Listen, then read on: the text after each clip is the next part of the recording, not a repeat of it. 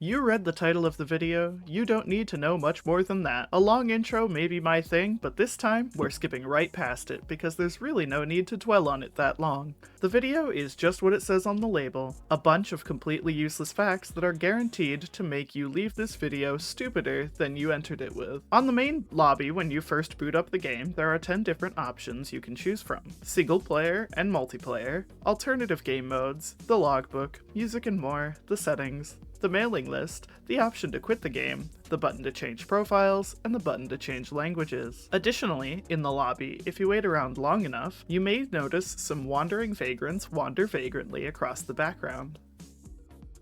I wonder where they're going. The intro cutscene for Risk of Rain 2 has a runtime of 1 minute and 42 seconds, and the option to skip the cutscene shows from 30 to 38 seconds, but it can be brought back by moving your mouse over the screen. There are 5 dead commandos, or empty commando suits if you're optimistic, by the escape shuttle on the commencement map. Besides this, there are only 2 other survivors that you can naturally find as part of the maps, and they are Artificer before you unlock her in the Bazaar Between Time, and Rex in the Abyssal Depth. Each page of the Item and Equipment tab of the logbook shows a maximum of 84 items. Collectively, there are 174 items in Risk of Rain 2, or at least that's how many are shown in the logbook. In patch version 1.0.1.1, there was an important bug fix to stop Captain from showing up before Commando in the logbook. I've been told that this was likely due to his name coming first alphabetically, but that wouldn't explain why characters like Bandit and Artificer weren't also before him. The hex code for the average color of this transparent PNG of Commando's icon is 666362, which doesn't make a lot of sense to me, as I feel like it should be more yellow, but alas, it is not. On Distant Roost, if you play a character with a lot of range,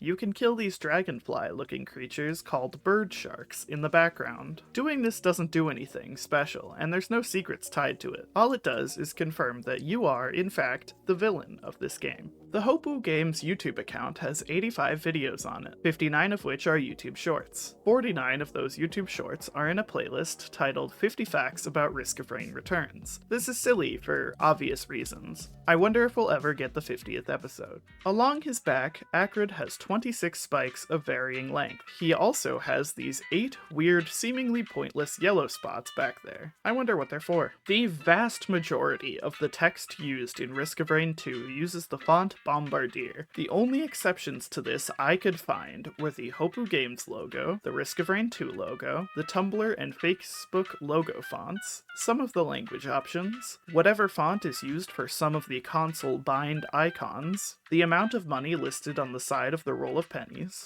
the text on the screen of the backup, the text on the bottom of the royal capacitor, which, extra fun fact, was apparently made in Saturn, the card number and logo on the executive card, and the logo on the back and the dial pad on the remote caffeinator. There's probably more, but after meticulously scouring all of the wreckage on Siren's Call and all of the character models just to find nothing, I'm happy with what I found. There are 22 different non-modded interactables that I can spawn in using the cheat menu mod Eralt. Not shown in this image are a few drones, including the TC-280, the multi-shop, the escape pod, the Shrine of Order, Shrine of Blood, Shrine of Woods, the timed security chest in Rally Point Delta, the Halcyon beacons, Newt altars, the deactivated Rex in the Abyssal Depths, the follower of Nukahana below Wetland Aspect, the fans on Rally Point Delta, the portals, the teleporter and the special teleporter on Sky Meadows, scavenger sacks, the bulwarks Ambry and the codes and laptops used to get to it, the shrine at the end of a moment fractured, the soups, the pillars from commencement, the environment choosers, also known as lunar seers from the Bazaar Between Time, and the lunar item shop, which is also called lunar buds,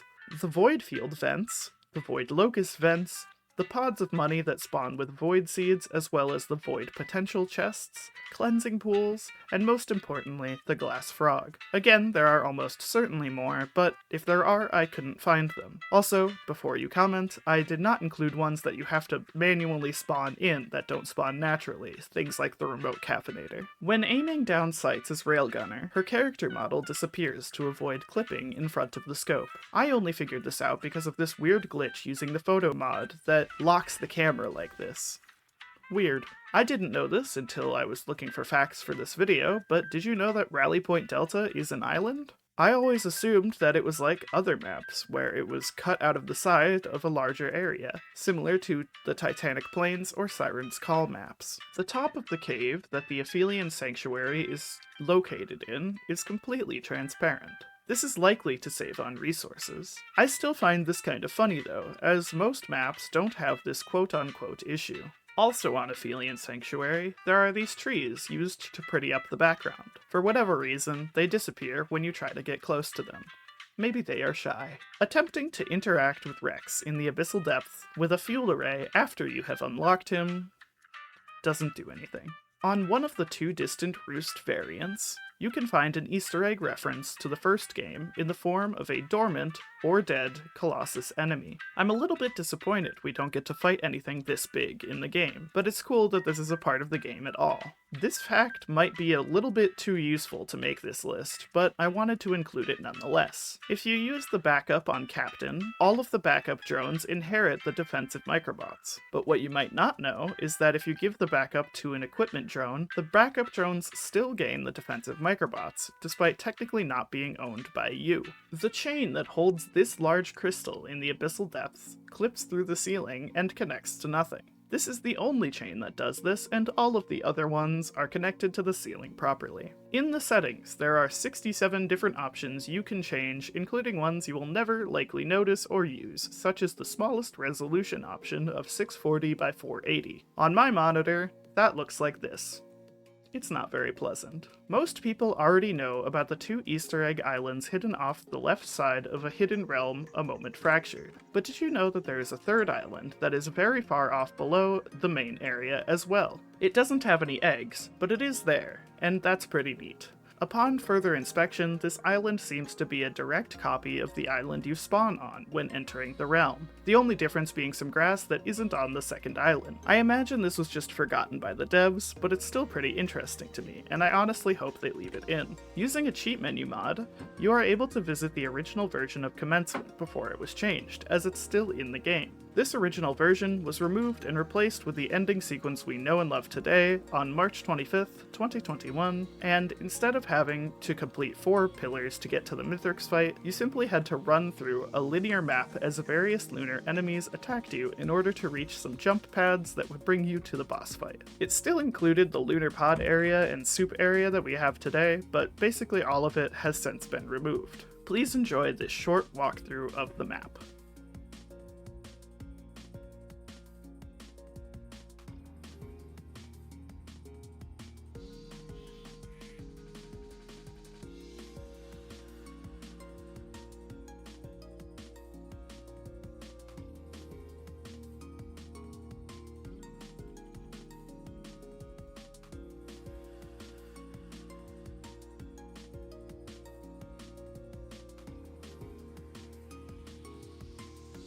There are a whopping 76 status effects in the game, all of which I am going to read out for you now, without giving you any context of what they do. Blazing, Celestine, Glacial, Malachite, Mending, Overloading, Perfected, Void Touched, Armor Boost, Attack Speed on Crit, Bandit Skull, Celestine Cloak, Cloak, Cloak Speed, Debuff Immunity, Elemental Rings Ready, Elephant Armor Boost, Energized, Full Crit, Hidden Invincibility, Immune, Kill Move Speed, Lifesteal, Medkit Heal, No Cooldowns, Opal Armor, Power Buff, Regenerative, Resonance Disc Kill Charge, Safer Spaces Ready, Shuriken, Singularity Band Ready, Small Armor Boost, Team Warcry, Tesla Field, Tonic Buff, Void Survivor Corruption, Warcry Buff, War Banner, Weeping Fungus Regeneration, Whip Boost, Debuff Immunity Cooldown, Elemental Rings Cooldown,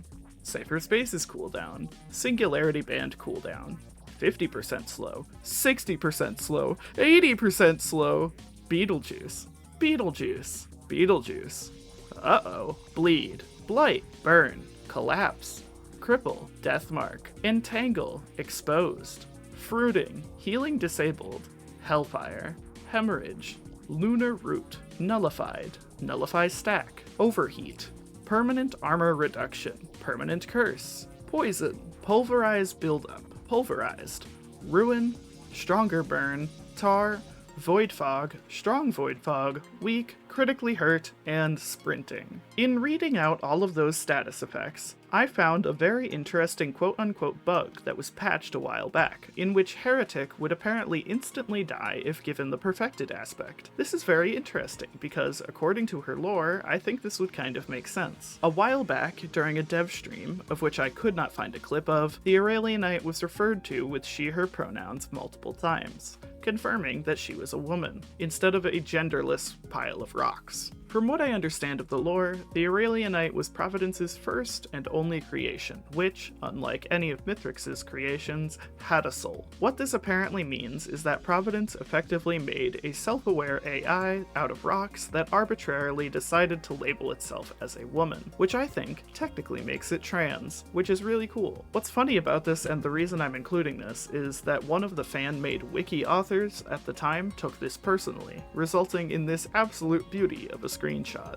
The survivor with the least amount of skills is Void Fiend, as technically, his corrupted abilities are just his base abilities interacting with his passive. You may think that the survivor with the most abilities is a four-way tie between Artificer, Acrid, Multi, and Captain, all with 8. However, that's technically not true, as Railgunner, as according to the wiki, has 13 goddamn abilities. This is only because the ability to zoom into her scopes and shooting those individual scopes' bullets are considered different abilities. The case is the same as activating Cryo/Supercharge and firing those abilities, as those are also considered different abilities. I don't really think that counts though. The lights on Captain's face are very similar to this symbol on the large fixture at Siren's Call. Does this mean anything? Not even a little bit. On the abandoned aqueduct, there is a large bridge in the out-of-bounds area. It has 17 pillars holding it up. There is another bridge that is off in the sand that you cannot normally see from the main map as well, that isn't seemingly connected to anything. It also has 17 pillars. The least earned achievement, as according to Steam, is the Void Fiend Mastery Skin challenge, with only 9.1% of players having it. The most earned achievement is the achievement to unlock the medkit, in which you have to kill a single elite enemy.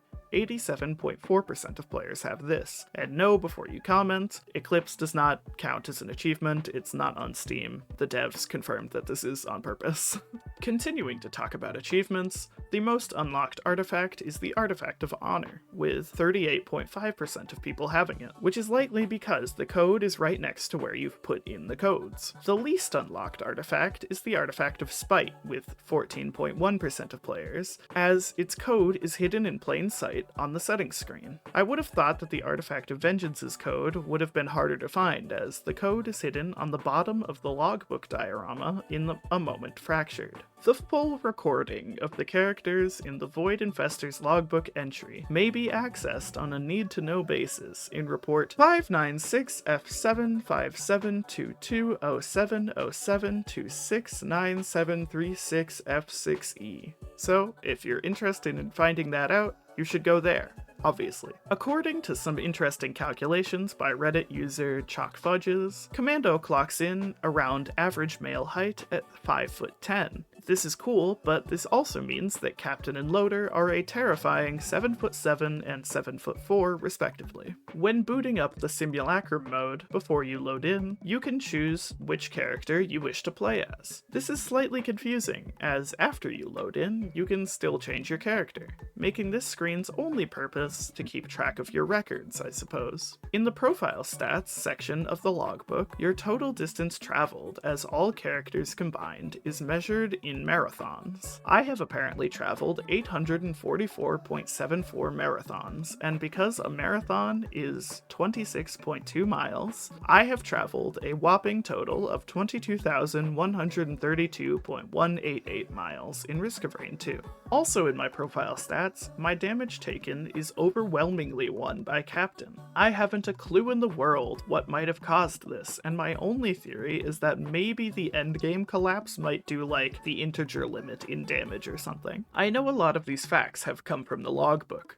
but information is kind of its whole thing, so sue me. Something I just learned is that in the logbook, you can find how many times you've picked up an item throughout your runs. I have picked up the needle tick 368 times, and the corpse bloom thrice. The Lepton Daisy is estimated to arrive at its destination of a seemingly fictional place called Orlandis, Earth, on July 23rd, 2056, 6 days before my 52nd birthday. So, if that place exists by then, please keep an eye out for it, because I'd love it as a birthday present. In the background of the character selection screen, you can see a seemingly deactivated Handy unit, a playable character from the original Risk of Rain. Using the cheat menu again, you can access the lobby in a free cam mode. There isn't a whole lot to look at in here, but one weird thing I found is that when you have Captain highlighted, his defensive microbots are hidden behind where the point of view of the lobby would normally be. Who's to say why they didn't just remove it? On the main menu, if you enter the settings, then go to the keyboard keybinds, then go to the console binds, and then back to the keyboard keybinds, your chosen binds will appear invisible. I have zero clue as to what could cause this,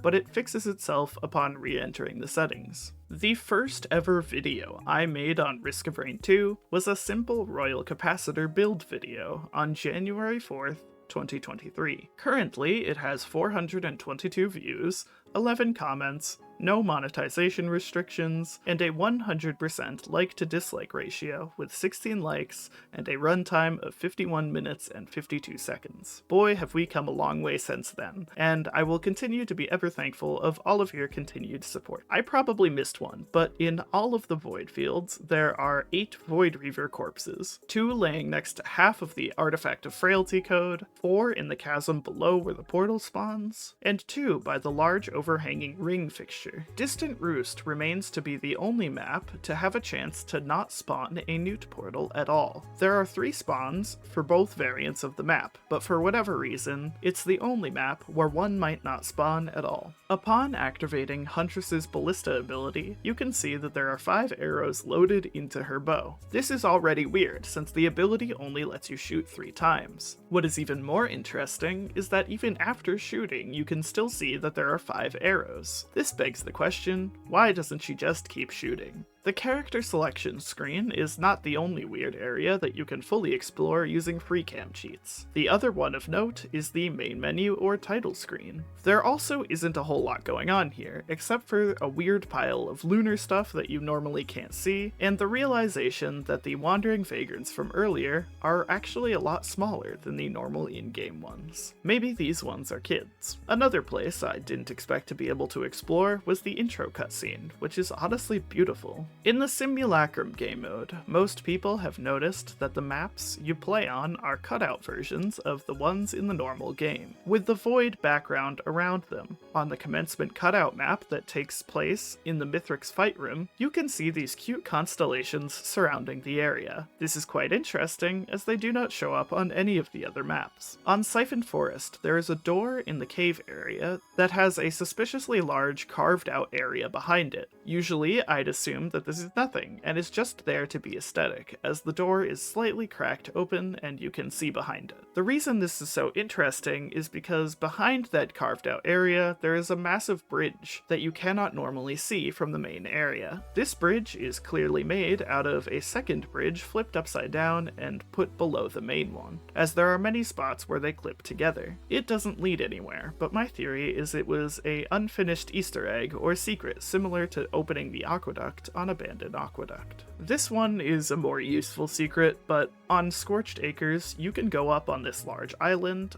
on the side of the main area. Up here, not only can you find the Artifact of Soul code made up of some rocks and plants, but if you go all the way to the end, you can find a guaranteed newt portal. This portal will always be here regardless of if one spawns in the main area as well. In the Will-o'-the-Wisp logbook entry, there are 8 puns that are, in order of appearance, Bill-o'-the-Wisp, Jared, Flared, Defirent, December, Head on My Smolders, Fueling Around, and Pep Pyrone Pizza. The only piece of Risk of Rain 2 merchandise I own is this metal poster of the classic logo image. I got it for my 20th birthday, and I don't know what to do with it because my walls are comically void of art, and putting this up would only make it 10 times worse.